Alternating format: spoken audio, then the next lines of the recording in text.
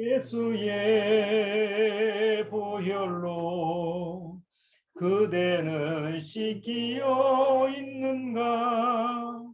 마음속에 여러 가지 죄악이 깨끗이 씻기어 있는가?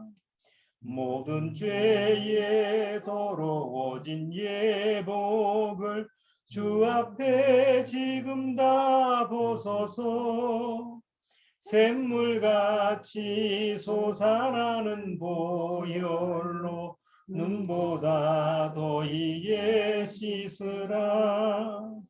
예수의 보혈로 그대는 씻기어 있는가? 마음속에 여러 가지 죄악이 깨끗이 씻기어 있는가?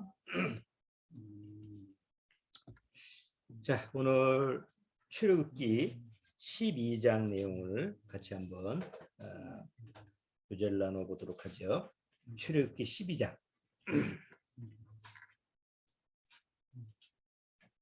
출애굽기 12장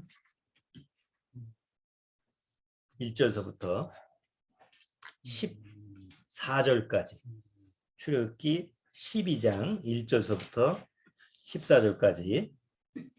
자, 천천히 같이 한번 읽어보고 시작하도록 하겠습니다. 여호와께서 애굽 땅에서 모세와 아론에게 일러 가라사대 때 이 달로 너희에게 달의 시작 곧 해의 첫 달이 되게 하고 너희는 이스라엘 회중에게 구하여 이르라. 이달 열흘에 너희 매인이 어린 양을 취할지니 각 가족대로 그 식구를 위하여 어린 양을 취하되 그 어린 양에 대하여 식구가 너무 적으면 그 집의 이웃과 함께 인수를 따라서 하나를 취하며 각 사람의 식량을 따라서 너희 어린 양을 계산할 것이며 너희 어린 양은 흠없고 1년 된 수컷으로 하되 양이나 염소 중에서 취하고 이달 14일까지 간직하였다가 해질 때 이스라엘 회중이 그 양을 잡고 그 피로 양을 먹을 집 문 좌우 설주와 임방에 바르고 그 밤에 그 고기를 불에 부어 무교병과 쓴나물과 아울러 먹되 난로나 물에 삶아서 먹지 말고 그 머리와 정강이와 내장을 다 불에 구워 먹고 아침까지 남겨두지 말며 아침까지 남은 것은 곧 소화하라. 너희는 그것을 이렇게 먹을지니 허리에 띠를 띠고 발에 신을 신고 손에 지팡이를 잡고 급히 먹으라. 이것이 여호와의 유월절이니라. 내가 그 밤에 애굽 땅에 두루 다니며 사람과 짐승을 물어하고 애굽 나라 가운데 처음 난 것을 다 치고 애굽의 모든 신에게 벌을 내리리라.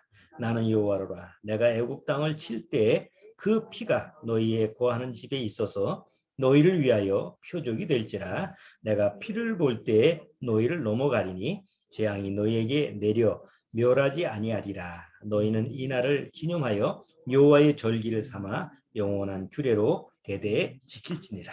네, 잠깐 기도드리고 시작하도록 하죠. 하나님 아버지 감사합니다. 오늘도 주님 앞에 말씀 앞에 나와서 주님이 주시는 그 진리의 말씀을 깨닫기를 원합니다. 이 마지막 때 우리가 이 세상에 휩쓸려 가지 말고 항상 정신을 차리고 깨어 기도하며 주님의 그날을 늘 사모하며 살아갈 수 있도록 주님께서 우리 각 영혼을 심령들을 인도하여 주옵소서. 예배 첫 시간이오니 마치는 시간까지 주님께서 말씀으로 인도하여 주옵소서. 예수님의 이름으로 기도드리옵나이다. 아멘. 자, 오늘은 굉장히 중요한, 물론 성경 전체 내용이 다 중요한 말씀인데 그 중에서도 아주 핵심적인 다이아몬드 같은 그런 핵심적인 내용입니다. 이 내용이 굉장히 중요한 부분이기 때문에 뭐 설교 때도 자주 인용하는 부분인데 특별히 또 12장 내용을 보면서 유월절 내용을 다루게 되니까 오늘도 한번 정신을 차리고 한번 잘 주의 깊게 들어보시기 바랍니다.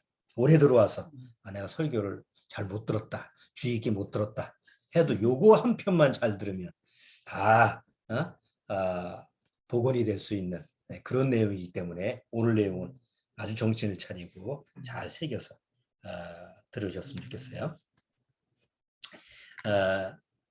사람이 그 만물의 영장이라고 그러죠. 세상에서는 동물 중에서 가장 뛰어나고 또 인간 스스로가 지금 뭐 우리나라에서도 요번에 이번 주에 누리호 다 뉴스 보시죠. 누리호에서 우리나라가 이제 스스로 자립해서 인공위성도 쏘아 올리고 이제 우주 시대의 세계 7번째 우주 강국이 됐다. 뭐 이렇게 이제 사람들이 환호하고 그랬어요. 대단한 일이죠.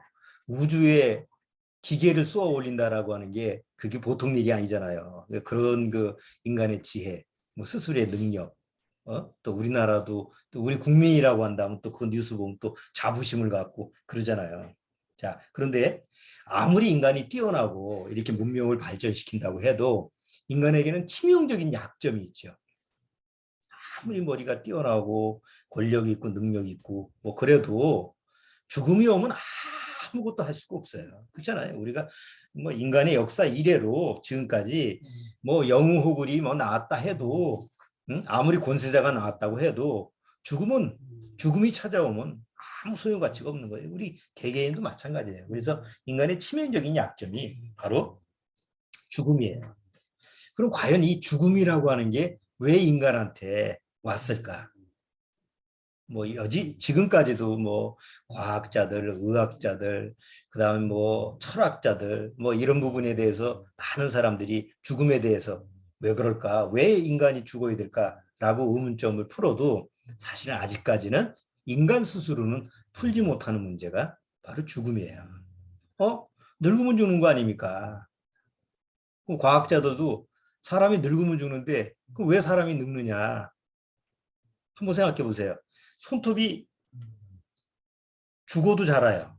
죽은 시체도 손톱이 자라요.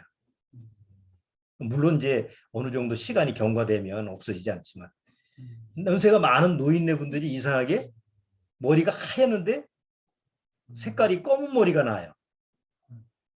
그러니까 어디가 다쳤어요. 그러니까 연세가 많은 분들도 어디가 다쳤어, 까졌어, 그럼 상처가 나면 피가 나고 상처가 나잖아요. 그럼 계속 그대로 있어야 되는데 나중에 보면 새살이 나요. 연세가 드신 분들도.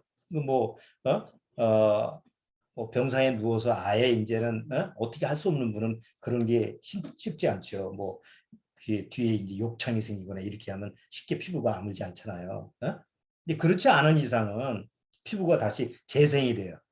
그럼 피부가 재생이 된다는 건 새로운 세포가 나오는 거죠. 인간의 몸에 계속 새로운 세포가 나와요.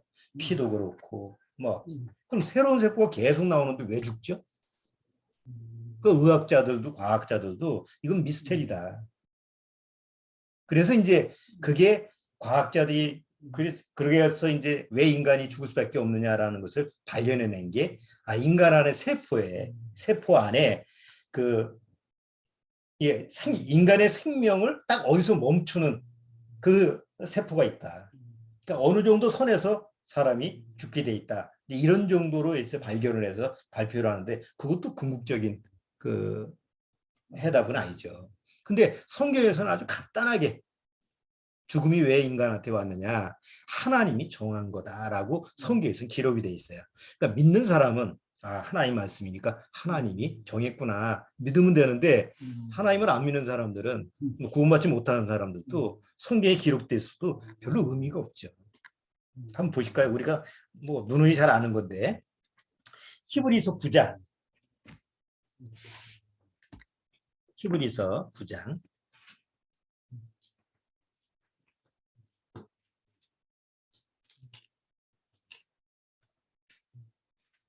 자, 히브리서 9장 27절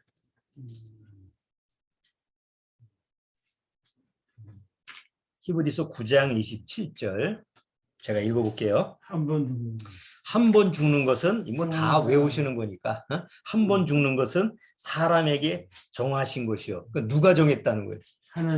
하나님이 사람에게 정했기 때문에 사람이 죽는 거예요. 아니 물론 처음서부터 죽게 돼 있지 않지. 아담과 하와를 처음 창조하셨을 때는 죽지 않게 창조하신 거예요. 영원한 생명체로 창조하셨는데 죄가 들어온 다음에 하나님이 이거 죄를 가지고 영원히 살면 안 되니까 인간한테는 그것처럼 저주가 없으니까 바로 한 100년 살게끔 지금 우리 나이대로는 한 100년 80이나 100년 선에서 살게끔 해서 정해놓은 거예요. 그것도 축복이에요. 죄 있는 상태에서 영원히 산다라는 거 그거는 견딜 수가 없는 그건 견딜 수 없는 고통이에요. 그렇잖아요. 우리가 몸이 아프잖아요. 감기나 아니면 몸이 아팠어요. 요새처럼 코로나 경험을 우리 여기 계신 분은 경험해 본 적이 없는 것 같은데 코로나 한 번 걸려서 죽을 뻔했던 사람은 그 경험을 뭐라고 얘기해요? 죽다 살아났다고 그러죠. 근데 그게 한 달이든 일주일이든 그런 시간 제한이 있었기 때문에 그게 견뎌낸 거지. 그거를 1년, 10년 그렇게 산다고 생각해 보세요. 그런 환자가 있죠. 조금만 바람이 불어도 막 몸이 막 아픈, 통증이 막 오는 그런 병을 가지고 있는 사람. 사는 자체가 고통이에요. 텔레비전에 나오잖아요.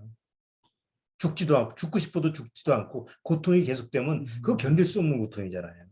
그래서 하나님이 죽음이라는 것을 정해놓은 거예요. 그건 인간을 위해서 그런 거예요. 사람을 위해서. 자, 하나님이 정했기 때문에 죽은 거예요. 자, 그런데 그 죽는 것이 사람들은 무서워요. 에휴, 죽으면 그뿐이지 라고 해도 죽는 게 무서워요. 그럼 죽으면 왜 무서울까? 또 철학자들, 의학자들, 과학자들, 종교인들 또 연구를 해서 왜 사람들은 죽음을 두려워할까? 죽으면 그뿐인데 그 연구를 해도 왜 두려워하는지 이유를 몰라요. 근데 성경에는 뭐라고 그랬죠? 바로 심판 때문에. 바로 뒤에 나와, 뒷귀절에. 그 후에는 심판이 있으리니. 심판이 있기 때문에 두려워하는 거예요. 그래서 죽음이 두려운 거죠. 자, 오늘 사람이 가장 큰 약점이 죽음이라고 하는 건데 그러면 사단의 약점은 뭘까요? 사단의 치명적인 약점. 사단은 지금 우리가 사는 이 지구, 이 땅덩어리의 임금이에요. 세상 임금이라고 성경은 얘기했어요. 잠시 동안. 그럼 세상 임금인 사단의 치명적인 약점이 뭐죠? 모든 걸 다, 지금은 세상의 모든 걸 자기 밑에서 주무르고 자기 마음대로 할 수 있어요. 그런데 단 하나 치명적인 약점이 뭐냐면 창조주가 아니라는 거예요. 그렇게 능력이 뛰어난 사단이라 할지라도 결국은 하나님의 수하라는 거. 불의의 도구예요. 도구인 도구인데 의의 도구가 아니라 하나님의 불의의 도구예요. 그래서 피조물이기 때문에 사단한테는 되게 치명적인 약점이에요. 하나님을 이길 수가 없다는 거죠. 자, 이 두 가지의 사실을 오늘 출애굽기의 12장을 통해서 우리가 살펴볼 수가 있는 거예요. 우리가 지난주에 다뤘던 것처럼 모세와 아론이 바로 앞에 가서 하나님 말씀을 전하죠. 내 백성을 보내라. 만약에 내 백성을 보내지 않으면 하나님이 재앙을 내린다. 그래서 첫 번째, 두 번째 계속 재앙 내리고 마지막 9번째 재앙까지 내렸죠. 그리고 9번째 재앙 내리고 나서 마지막 재앙이 있다. 그것은 동물이든 사람이든 집에 장자는 다 죽인다는 거예요. 장자로 태어났으면 다 죽이는 거예요. 자, 이 마지막 하나님의 재앙이 내리고 나서야 비로소 바로가 보내는 장면이 나타나죠. 그리고 빨리 나가. 그리고 지체할 것 없어. 보석 좀 달라고 그러니까 다 줄 테니까 다 나가라. 그래서 결국은 애굽에서 나가게 돼요. 자, 나가게 되는데 그냥 나가면 안 되잖아요. 하나님이 이제 마지막 장자를 죽인다고 했을 때 애굽에는 누가 살고 있어요? 이스라엘 민족이 살고 있어요. 그럼 이스라엘 민족도 그 죽음의 재앙에 비켜갈 수가 없죠. 하나님이 이제 이 애굽에 사는 이 모든 사람이나 짐승한테는 다 장자를 죽이겠다고 했을 때 이스라엘 민족은 예외가 될 수가 없어요. 이스라엘 민족도 거기에 포함이 돼요. 그럼 거기서 마지막 재앙에 이스라엘까지 장자가 죽으면 그게 뭐가 돼요? 구분이 안 되잖아요. 그래서 하나님이 이스라엘 민족한테만 마지막 죽음의 재앙을 피할 수 있는 해답을 주신 게 바로 유월절이에요. 그리고 그 유월절이 이스라엘 민족의 첫 달력이 시작이 되는 거예요. 우리 신년 태양력으로 하면 1월 1일이 뭐 2022년 1월 1일 이게 첫 해 시작이잖아요. 그럼 이스라엘 민족의 달력의 첫 시작이 언제냐? 바로 6월절이 시작하는 그 달이 1월 달이 되는 거예요. 그래서 이스라엘 민족의 달력은 우리하고 달라요. 이스라엘 민족의 달력은 우리처럼 태양력을 사용하는 게 아니라 6월절이 있는 그 달에서부터 1월 14일 이렇게 시작되는 거예요. 1월 14일이 6월절이거든요. 1월 1일서부터 14일. 왜냐하면 어린 양을 보관하라고 그랬으니까. 이게 잘 보관했다가 흠이 없는 걸 확인하고 나서 1월 14일 날 잡으라고 그랬으니까. 그 법대로 1월 달서부터 이스라엘 민족의 이제 달력이 시작하는데 1월 달이 뭐가 있는 달이냐면 6월절이 있는 달이라는 거예요. 그러니까 우리 달력하고는 전혀 안 맞죠, 달력이. 자, 이제 출애굽기를 돌아오겠습니다.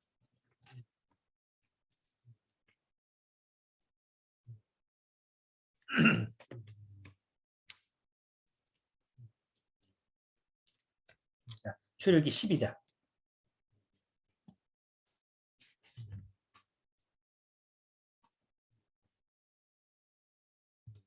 자, 12장 1절. 여호와께서 애굽 땅에서 모세와 아론에게 일러 가라사대 때 이 달로 너희에게 달의 시작 곧 해의 첫 달이 되게 하고 너희는 이스라엘 회중에게 구하이르라. 이달 열흘에 너희 메인이 어린 양을 취할지니 각 가족대로 그 식구를 위하여 어린 양을 취하되 그 어린 양에 대하여 식구가 너무 적으면 그 집의 이웃과 함께 인수를 따라서 하나를 취하며 각 사람의 식량을 따라서 너희 어린 양을 계산할 것이며 너희 어린 양은 흠없고 1년 된 수컷으로 하되 양이나 염소 중에서 취하고 이달 14일까지 간직하였다가 해질 때 이스라엘 회중이 그 양을 잡고 이렇게 해서 쭉 지나가면서 13절에 보세요. 아까 읽었던 거니까 다시 안 읽을게요. 13절에 보세요. 내가 애굽 땅을 칠 때 그 피가 너희 거하는 집에 있어서 너희를 위하여 표적이 될지라 내가 피를 볼 때 너희를 넘어가리니. 이게 뭐예요? 이게 6월절. 6월절이 뭐예요? 패스오버라고. 넘어가다. 예? 피를 볼 때 죽음의 사자가 넘어간다는 거. 그게 6월절이라는 뜻이에요. 우리말로 6월절이라는 것은 넘어간다는 거고 영어로 패스오버잖아요. 뭘 보면서 피를 볼 때 넘어가리라 라고 하는 게 이제 하나님이 이스라엘 민족한테 주는 약속이었어요. 그리고 이스라엘 민족은 이것 때문에 죽음의 재앙이 와도 살 수 있는 해답이 있는 거죠. 자, 그러면 이 6월절은 누구의 절기죠? 이스라엘의 절기예요. 그래서 이스라엘은 지금도 이제 정통 유대인들, 뭐 율법을 준수했던 이런 사람들은 이 유대 그 6월절을 이스라엘 지금 땅에서 아주 엄숙하게 지켜요. 근데 요새 와서 요 근래에 와서도 6월절만 되면 이스라엘에서 팔레스타인하고 막 충돌이 일어나요. 그래서 얼마 전에도 그 6월절 행사 때문에 팔레스타인하고 그 성전 산에서 막 충돌해가지고 몇 사람이 죽고 막 그랬어요. 뭐 때문에 충돌이 일어나느냐? 이스라엘 민족이 굳이 성전산에 올라가서 그 오말사원 있는 데잖아요. 오말사원 있는 그 터에 가서 양을 잡겠다는 거예요. 옛날에는 그러질 않았어요. 옛날에는 집에서 그냥 6월절을 지나고 그랬는데 이제 요즘 와서 이스라엘 민족이 좀 힘이 세지고 좀 뭔가 좀 그런 분위기가 있다 보니까 이스라엘 민족 중에서 좀 극우주의라고 그러죠.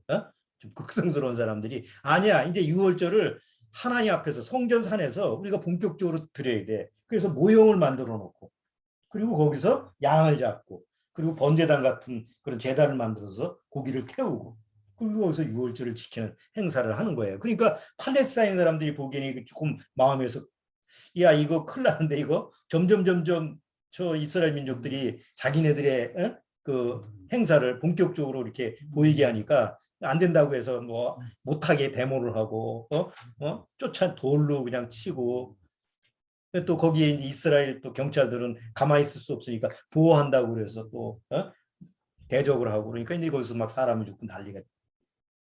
근데 이스라엘 민족은 지금도 이 6월절이라는 것은 그들 민족의 우리 마치 설날 구정 설날 그 집안에서 이렇게 같이 모여서 지키는 것처럼 이스라엘 민족은 아주 목숨처럼 지키는 절기예요. 왜냐 여기 나중에 이제 이스라엘 율법을 보면 이스라엘의 절기를 지키지 않으면 6월절, 특히 6월절 같은 이런 뭐 오순절, 뭐 나팔절, 일곱절기가 있죠. 그러니까 그런 절기를 지키지 않으면 이스라엘 민족 중에서 어떻게 한다고 그랬어요?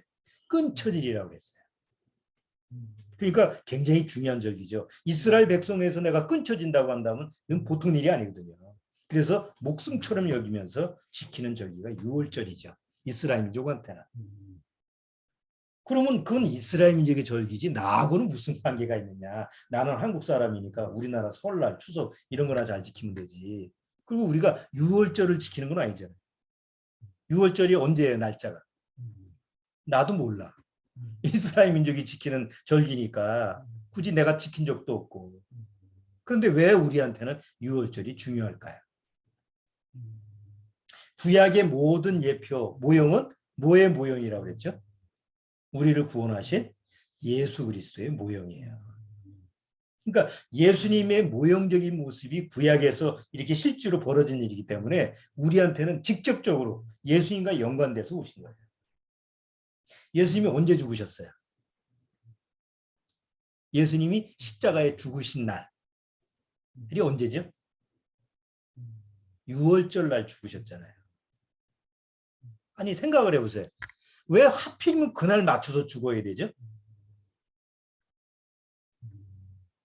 1월 14일 날 죽으셨어요. 유대 달력으로 하면 1월 14일 날 이스라엘 민족이 구약서부터 이제 모세 때서부터 지켜왔던 그 6월절 날이 이제 왔어요. 그러니까 예수님이 뭐래? 야, 우리 6월절 절기 지켜야 되겠다 해서 제자들을 모아놓고 나서 성찬을 하셨잖아요. 그러고 나서 잡혀가고 6월절 첫날 잡혀가서 6월절 날 십자가의 영으로 죽으셨어요. 그리고 그 다음 날 예비일이라는 건 무교절이죠. 그래서 부활하신 날. 그러니까 딱 이스라엘의 절기에 맞춰서 예수님이 십자가에 죽으신 날이 6월절이에요. 그리고 그 다음날 장사 지내고 무덤에 계셨고. 좀 왜 하필이면 예수님이 6월절 날 죽으셨을까? 예수님이 그 세례 요한이 예수님이 지나가니까 뭐라고 그래? 보라, 세상 짐을 지고 가는 하나님의 어린 염소로다. 뭐 어린 사자로다. 이렇게 안 하잖아요. 수많은 동물 중에서 뭐 어린 닭이다. 뭐 개다 이렇게 얘기할 수 있는데 왜 하필이면 양이라고 했을까? 그것도 어린 양. 그냥 양도 아니고 어린 양. 출애굽기에 뭐예요? 어린 양을 잡으라고 그랬잖아요. 그러니까 출애굽기에 나와 있는 6월절의 그 어린 양은 예수님의 모형이었던 거예요. 그리고 양으로 오신 예수님이 실제로 십자가에 죽으실 때가 바로 6월절 날 죽으신 거예요. 왜? 이스라엘 민족으로 하여금 뭘 이기게 하는 거예요? 죽음을 이기게 하는 거예요. 죄로서부터 죽음이 오니까. 그렇죠? 어린 양으로 십자가에 죽으신 예수 그리스도 때문에 우리는 죄로부터 오는 죽음에서 해방을 받을 수가 있는 거죠. 그러니까 구약에서 지금 6월절의 행사는 우리한테는 구원받고 나서 예수 그리스도 안에 들어온 거하고 똑같은 모습으로 적용이 되는 거예요. 그래서 6월절 행사가 바로 이스라엘의 6월절이 아니고 바로 나의 6월절이 돼야 되는 거예요. 근데 구원받지 못하면 이게 구약의 예표니까 이스라엘 민족의 예법이니까 율법에 그 규정된 그냥 절기로만 이제 사람들이 배우고 있죠. 일반 교회에서도 이 절기 행사는 많이 가르치거든요. 옛날에는 말고 요즘. 옛날에는 이런 것도 있는지도 몰라. 뭐 목사, 장로, 뭐 집사 해봐야 10년, 20년 장로 해봐야 절기를 옛날 시대는 몰랐어요. 근데 요즘 와서 너무 성경 공부를 이제 많이 시키니까 그런 걸 이제 웬만한 사람은 다 알지. 그런데 알아도 그 절기하고 나하고 연관성이 없으면 아무 소용이 없잖아요. 6월절? 뭐 그냥 중요한 절기지. 그런데 그게 나의 6월절이 되지 않으면 아무 의미가 없는 거잖아요.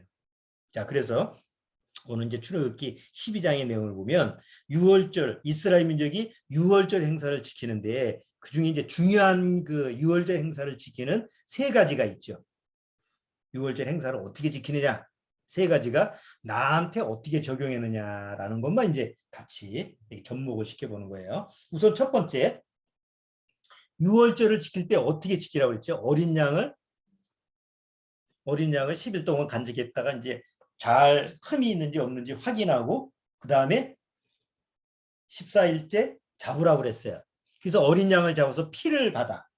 피를 받아서 어떻게 하라고 그랬어요? 자기 집 문설주에다, 문설주라고 하는 건 바로 문지방이에요. 이렇게 이스라엘 민족 보면은 우리처럼 이렇게 문 와꾸가 네모나게 이렇게 돼 있죠. 그럼 밖에 이렇게 문설주 기둥이 있잖아요. 위에 석가래 같은 게 있고 아래 이게 옆에 있고, 뭐 옛날 이집트 집이라고 하면 특히 노예 시대에 이스라엘 민족이 살던 집이 뭐 얼마나 좋았겠어요. 다 뭐 문자가 하나 달고 그 안에 움막처럼 살겠지. 어쨌든 그 집 안에다가 바르라고 그랬어요? 밖에다가 바르? 예? 안에다가 바르면 큰일 나요. 예? 밖에다가 피를 쫙 발라. 그리고 그 안에 다 들어가 있는 거예요. 예? 짐승까지도 다 들어가 있어야 돼요.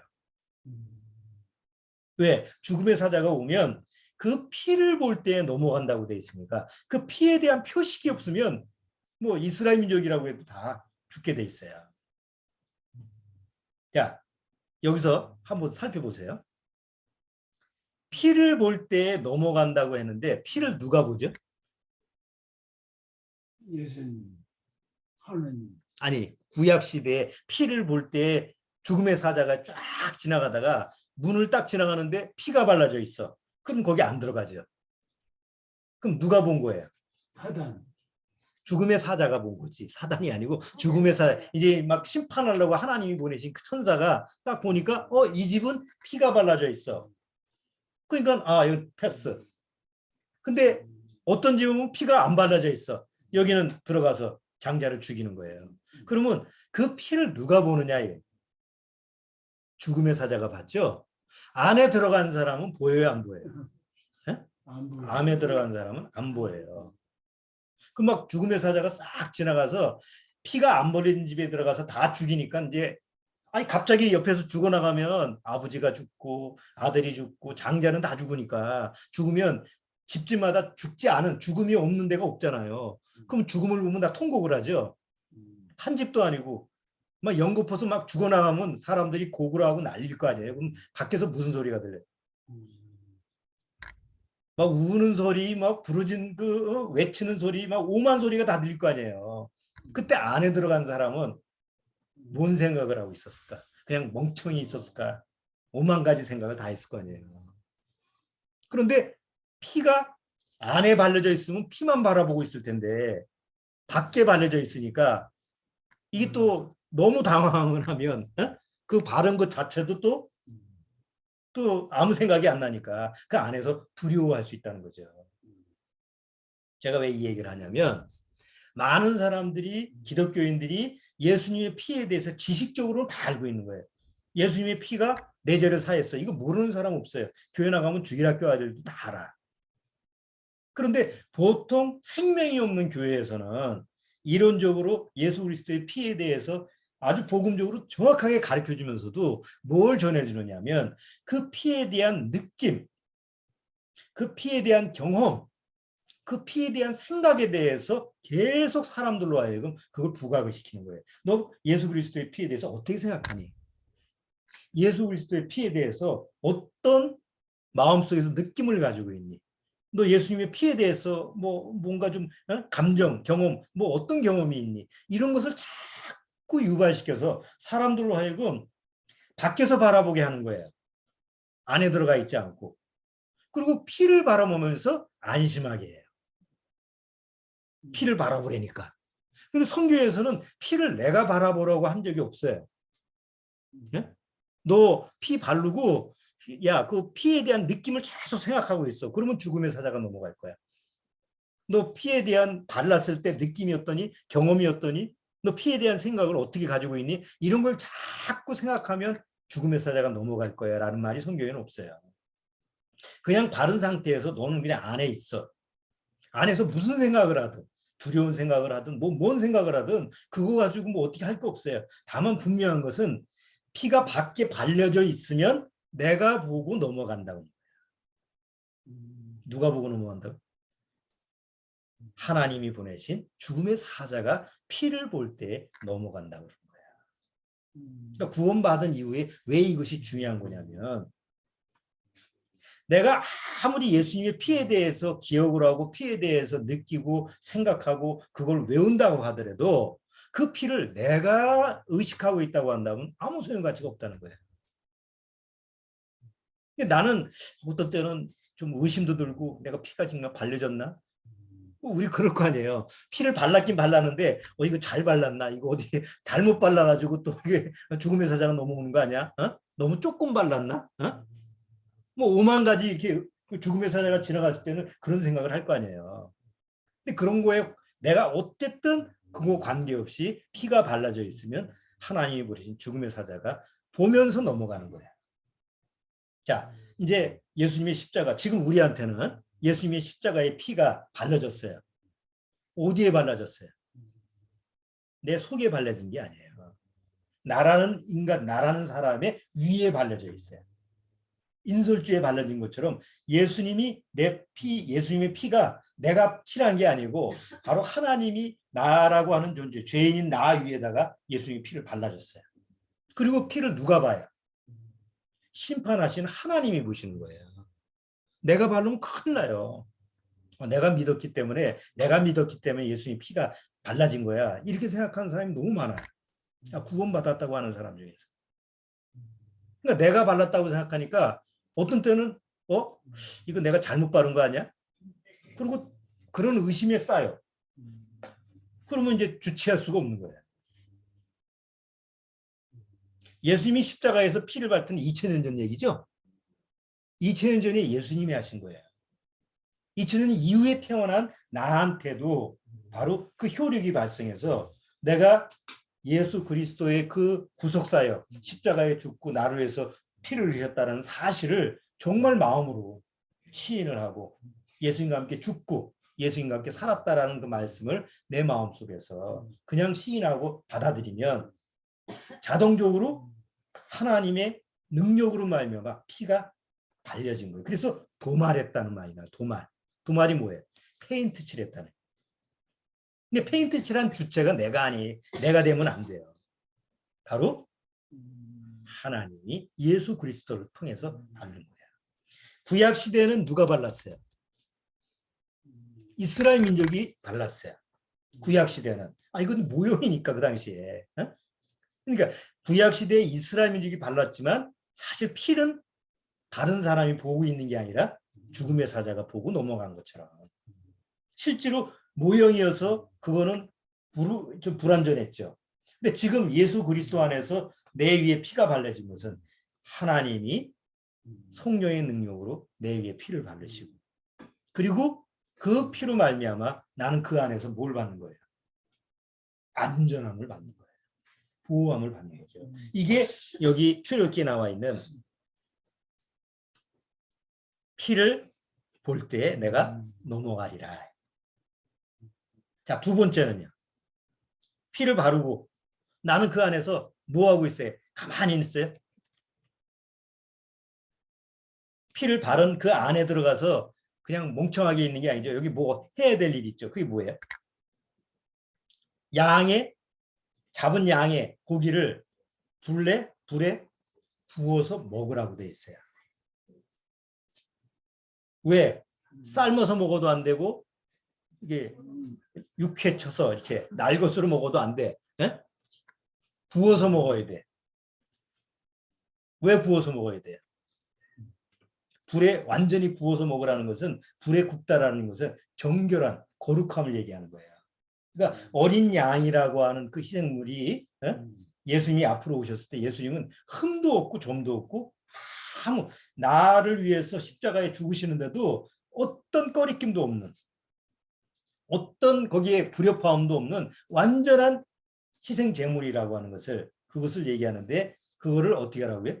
먹으라고 돼 있어요. 먹는다는 건 뭐예요? 나하고 하나가 되는 거죠. 그렇죠? 음식을 내가 먹는다라는 것은 내 안에 소유한다라는 것은 나와 하나가 되게 하는 거예요. 그렇죠? 음식을 먹으면 그것이 내 안에 소화가 돼서 나의 육체의 영양분이 되면서 내 안에 흡수되는 거니까. 그러니까 어린 양을 먹는다라는 건 바로 그 양과 하나가 되는 걸 얘기하는데 자, 실제로 우리한테는 어떻게 되는 거예요? 구원받으면 예수님이 내 안에 말씀으로 내 안에 영양분이 되는 거죠. 너와 나는 하나다. 나와 너는 하나다. 이게 이제 계속 나오죠. 그러면서 예수님이 오셔서 제자들한테 뭐라고 그래요? 내 살을 먹고 내 피를 마시라. 그러니까 그 말을 듣는 사람들이 육적으로 들을 때는 뭐라고 어떻게 들었어요? 식인종인가? 왜? 아니, 세상에 자기 살을 먹고 피를 마시라는 건 상식적으로 있을 수 없는 말이잖아요. 근데 예수님이 직접 내 살과 피를 먹으라, 마시라 이런 말을 하니까 그걸 듣는 사람들이 조금 미친놈이다. 아마 제자들조차도 그 말의 의미를 몰랐어요. 성령이 오기 전까지. 성령이 오고 나서 비로소 그들이 뭘 깨달아요? 아, 구세주인 예수 그리스도가 나를 위해 십자가에 죽고 내 안에 들어온 다음에는 그 예수님을 내가 먹고 그 피를 마시는 거하고 동일한 효과를 나타내는구나라는 거라. 자, 구원받고 나서 우리가 성찬을 하죠. 우리가 성찬식은 매번 하는 건 아니지만 성찬식의 의미가 뭐예요? 성찬식은 떡과 포도주를 먹고 마시는 건 뭐죠? 이것이 내 살이고 이것이 내 피다라고 하는 것을 똑같이 기념하는 거잖아요. 그걸 했기 때문에 예수님의 살과 피를 먹고 마시는 게 아니고 그거는 그냥 의식적인 행사고 우리는 늘 말씀으로 교제를 나누면서 예수님을 먹고 마시는 이런 의미를 우리 안에 실제로 적용할 수 있다는 거. 그게 이제 두 번째 유월절의 행사가 우리한테 자동적으로 적용하는 거예요. 세 번째는 또 어떻게 하라고 그랬어요? 여기 먹고 마시는데 그냥 먹고 마시는 게 아니라 11절에 보면 허리에 띠를 띠고 발에 신을 신고 손에 지팡이를 짚고 급히 먹으라고 그랬어요. 자, 이것은 어떤 모습이에요. 어떤 태도예요. 네? 어떤 모습 태도예요. 지금 허리에 우리가 집에 있을 때는 뭐 허리띠 맨 거 뭐 이런 거 풀르죠. 그냥 편하게 있죠. 근데 어디 나갈 때는 허리띠를 딱 메고 나가잖아요. 그 다음에 신발을 신고 지팡이를 짚고 다 이 뭐의 의미예요? 지금 여기서 이 장소에서 급히 나가야 돼. 예? 이 장소를 떠날 때 우리의 태도예요. 그러면 6월절 때 이스라엘민족이 애굽이라는 나라죠. 애굽이라는 그 땅에서 나와야 될 때 그런 모습을 취하는 것처럼 지금 우리가 사는 이 세상에서는 그 영적인 유월절은 어떻게 적용되는 거예요? 우리가 사는 이 세상은 지금 그냥 허리띠 풀어놓고 그냥 편하게 있는 이 땅이 아니라는 거예요, 지금. 물론 내가 직장 생활을 하고 가정 생활을 하고 내가 사회 생활을 하고 뭐 이런 생활을 해도 항상 내 태도는 자세는 어떤 자세여야 돼요? 허리띠를 띠고. 그래서 성경에는 마음의 허리를 동이라고 그러잖아요. 육체의 그 옷의 허리를 동이는 게 아니라 마음의 허리를 동이. 그 다음에 신발을 신고 복음의 신발을 신고 에베소에 보면 지팡이를 잡으라는 건 뭐예요?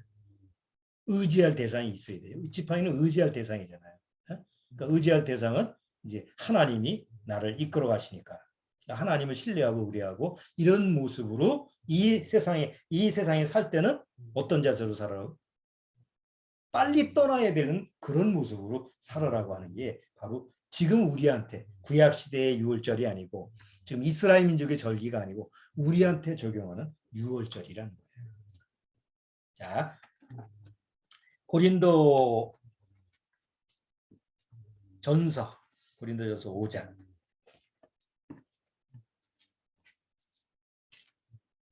고린도전서 5장.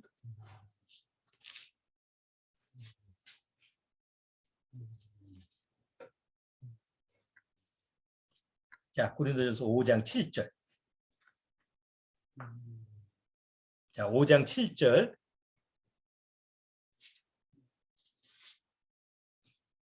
자, 같이 한번 읽어볼까요? 다 찾으셨으면 고린도전서 5장 7절.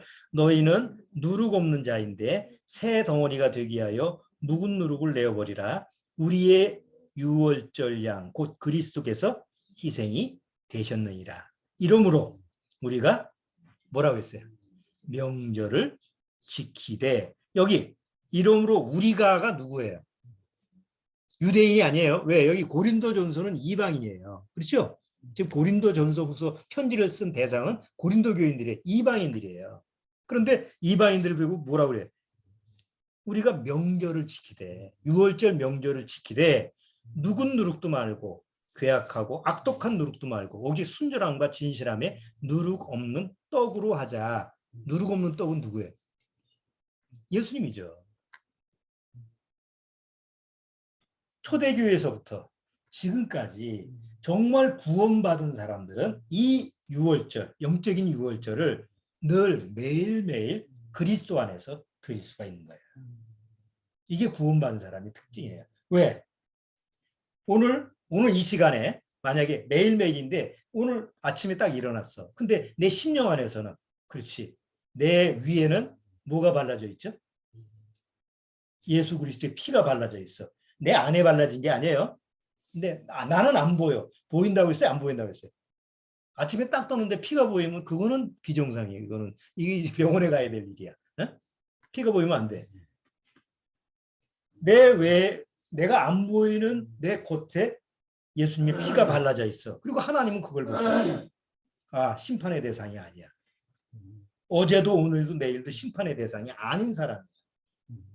일단 보호를 받는 사람이죠. 매일처럼 보호를 받는 거예요. 그리고 오늘도 하루 뭘 해야 되는 거예요? 구운 양, 불로 태운 구운 양을 먹는 거예요. 그것은 예수님과의 말씀으로 교제를 하는 거죠. 그리고 마음 자세는 뭐예요? 내가 직장을 가고 내가 여전히 일을 하고 내 학교에서 뭐 공부를 하고 아니면 가정에서 가정일을 하고 뭘 해도 항상 자세는 어떤 자세예요?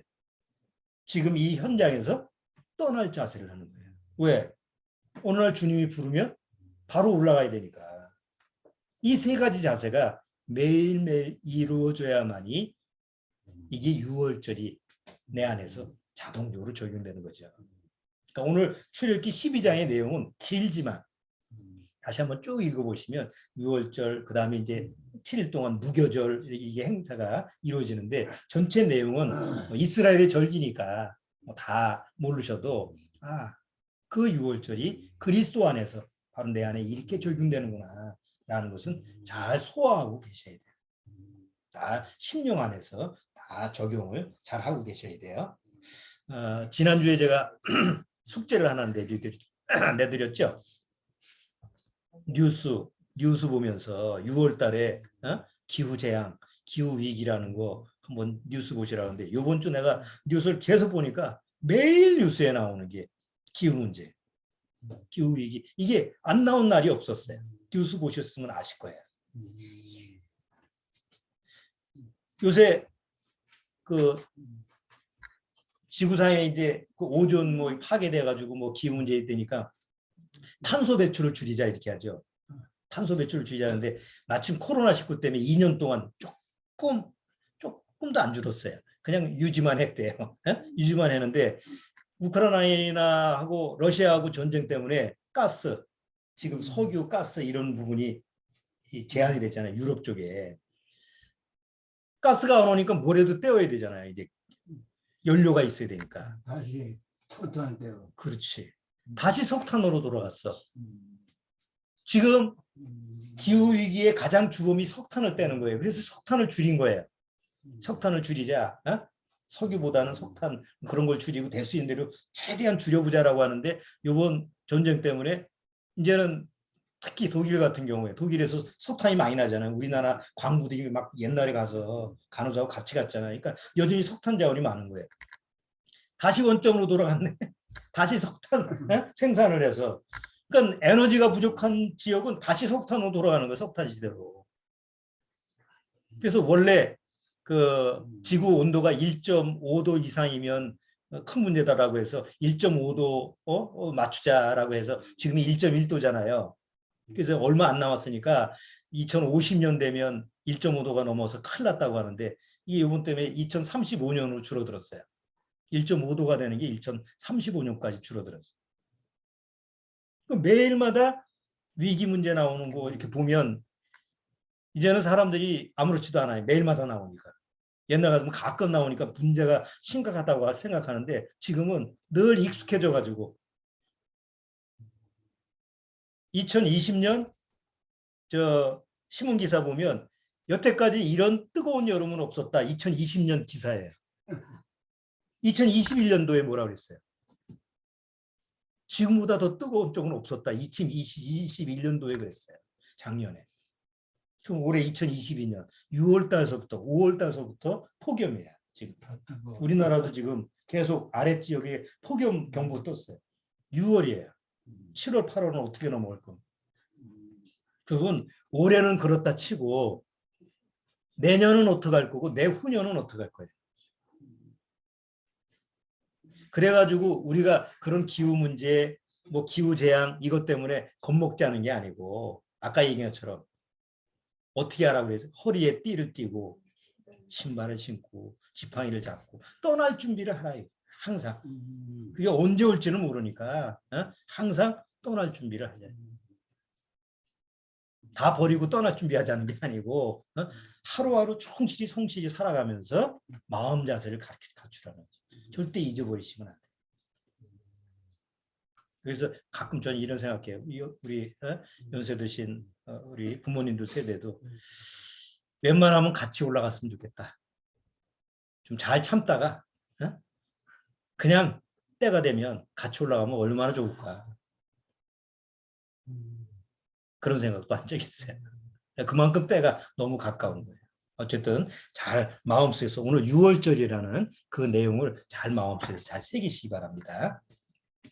자, 오늘 여기까지 하도록 하고 기도하고 마치도록 하겠습니다. 하나님 아버지 감사합니다. 이 마지막 때 주님의 우리를 부르시는 그 날이 점점 가까이 오고 있다는 것을 우리는 실제로 경험을 통해서도 알 수가 있는 줄 압니다. 아무쪼록 오늘 6월절에 이스라엘의 6월절이 이제 우리 심령 안에 영적인 모습으로 적용됐다라고 하는 것을 잘 마음속에서 기억하고 그 말씀이 신비에 새겨져서 늘 주님의 피가 우리 위에 발라졌다는 사실, 그리고 우리 안에 늘 어린 양을 구워서 먹는 것처럼 태워서 먹는 것처럼 늘 예수 그리스도의 정결한 그 영적인 생명이 말씀을 통해서 늘 우리 안에 역사하게 하옵시고 우리 마지막 때의 태도가 허리에 띠를 띠고 신발을 신고 복음의 신발을 신고 주님의 그 지팡이를 짚고 언제라도 부르면 떠날 그런 자세로 살아갈 수 있도록 주님께서 인도하여 주옵소서. 예수 그리스도의 이름으로 축원합나이다. 아멘. 마치겠습니다.